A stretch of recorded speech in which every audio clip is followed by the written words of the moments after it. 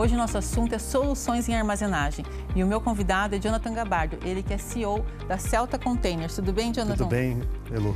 Jonathan, a gente vê muitas vezes os containers circulando grandes mercadorias, a gente vê dentro das obras os containers sendo usados para armazenagem, mas a gente desconhece todos os usos possíveis para um container. Quais são esses usos que a Celta trabalha?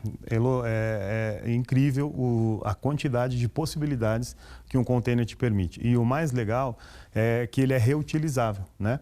Em vários aspectos, porque as grandes companhias de navegação ao redor do globo, na cadeia de suprimentos global, em algum momento elas descartam esse equipamento.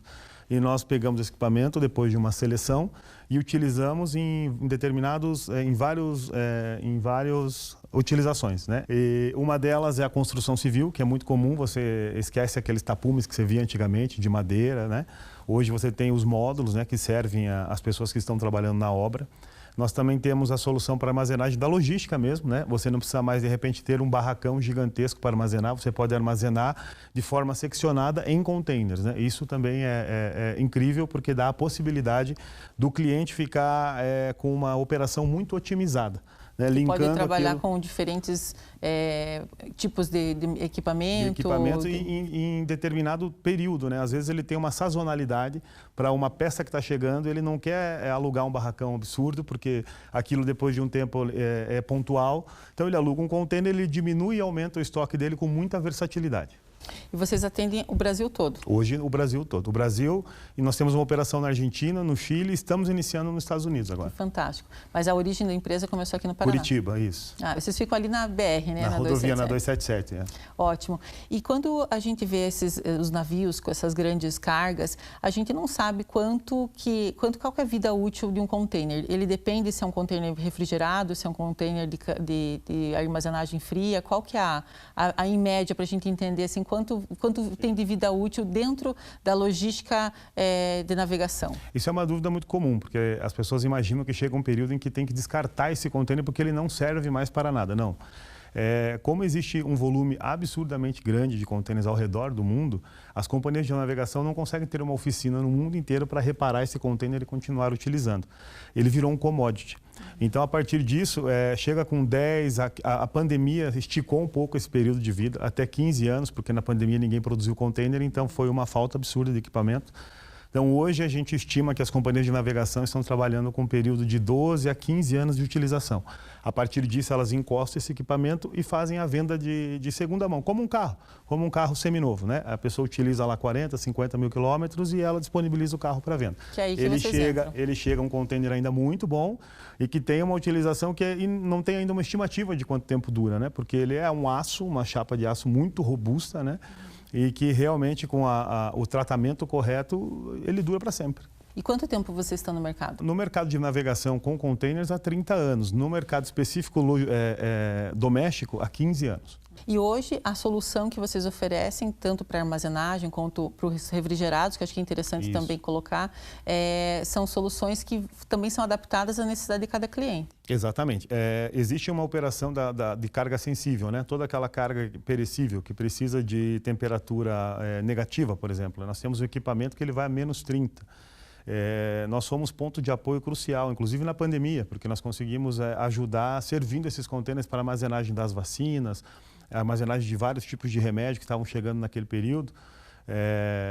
E esse equipamento ele entra no processo onde a empresa não quer construir uma câmara fria, por exemplo, e ela aluga esse container por conta dessa versatilidade. Você vai comprar um estoque de carne, de repente você não quer montar uma estrutura para armazenar porque é pontual aquela compra. Então você fica com essa flexibilidade a partir do momento que você tem o container disponível para isso. E ele é uma estrutura muito robusta, né? Que roda o mundo inteiro dentro de um navio, 60 dias de navegação, 70 dias de navegação, Ásia, Brasil, por exemplo, com produtos refrigerados lá dentro, né? E chegam aqui em perfeito estado, né? Ele é totalmente aprovado. Uma segurança, né? Uma garantia pela Anvisa, com total segurança. E vocês fazem tanto a locação quanto a venda desses Exatamente. Nós atuamos nos dois segmentos. De venda do produto, existem clientes que têm uma necessidade de ter isso para sempre, uma armazenagem estática, e tem alguns que é de operação de sazonalidade. Então, alguns alugam e alguns compram, né? Então, nós temos essas duas opções, essas duas modalidades aí de trabalho. Nos últimos anos também a gente viu que muitas obras de infraestrutura estão sendo feitas com base em container, né? Perfeito. Casas modulares, até empresas modulares ou ampliando espaços corporativos. Vocês também atuam nesse mercado? Sim, nós entramos nesse mercado há 10 anos, preocupados e compromissados, com uma ideia de realmente um mundo mais sustentável.